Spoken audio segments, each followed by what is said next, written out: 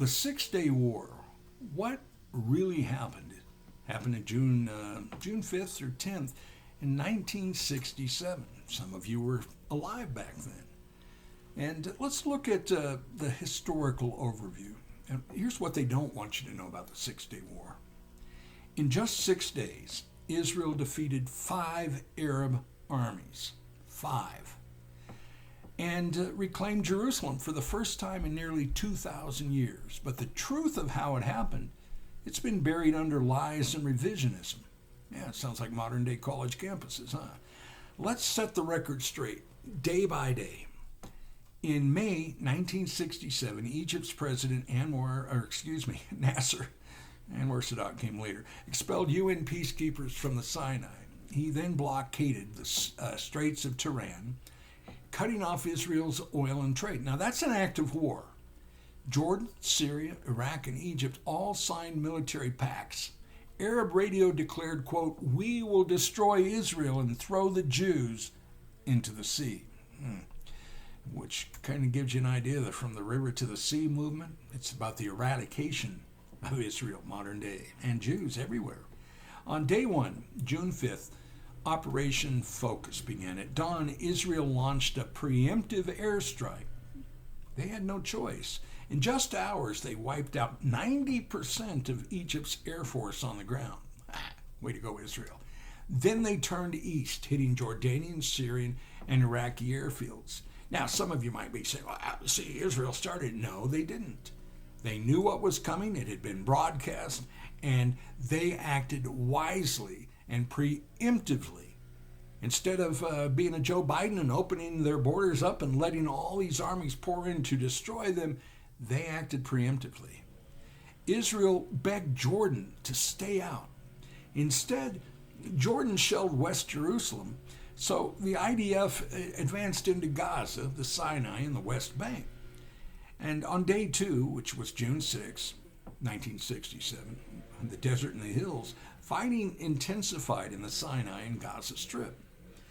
And IDF forces pushed west toward the Suez Canal. To the north, Israel advanced on Hebron and Bethlehem in the West Bank. And the old city of Jerusalem, still untouched for now. Day 3, June 7th, the Temple Mount is in our hands. On the third day, something really historic happened. Israeli paratroopers reached Lion's Gate in the old city of Jerusalem. Jordanian forces fled. The Temple Mount, the holiest site in Judaism, was taken. Commander Montagur radioed, quote, "The Temple Mount is in our hands," which, by the way, is where it belonged. For the first time in nearly 2,000 years, Jerusalem was reunited. On day 4, June 8th, there were cracks in the coalition. In the Sinai, IDF forces pushed Egyptian troops back to the Suez Canal. In the West Bank, Israel secured Nablus and Jenin. Arab leaders started blaming each other. Yeah, and the propaganda wars really started, and they started saying that they were winning. Lying seems to be a real part of what goes on from Israel's enemies, globally and in that area. On the ground, Egypt's army was collapsing. On day 5, June 9th, Golan Heights assault. After years of Syrian shelling from above, Israel finally struck the Golan Heights. And it was one of the most fortified regions in the Middle East. The fighting was brutal. Bunkers, artillery, and steep cliffs. But the IDF pressed on. On day 6 of the Six-Day War, this was June 10th, victory. By the final day, Israel had rushed Syrian forces off the Golan Heights. Egypt, Jordan, and Syria accepted a UN ceasefire. Israel now controlled Gaza and the Sinai from Egypt, the West Bank and East Jerusalem from Jordan. Israel was doing well. The Golan Heights from Syria. And in just 6 days, a nation the size of New Jersey defeated 5 invading armies. It's the truth they don't want you to remember. No, Israel begged for peace, like they still do today. And the Arab League responded with no peace, no recognition, no negotiations. Khartoum Resolution 1967. Khartoum, not cartoon. There was no Palestinian state before the war.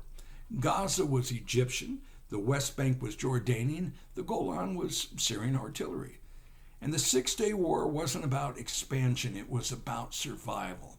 And against all odds, hear this, against all odds, Israel survived.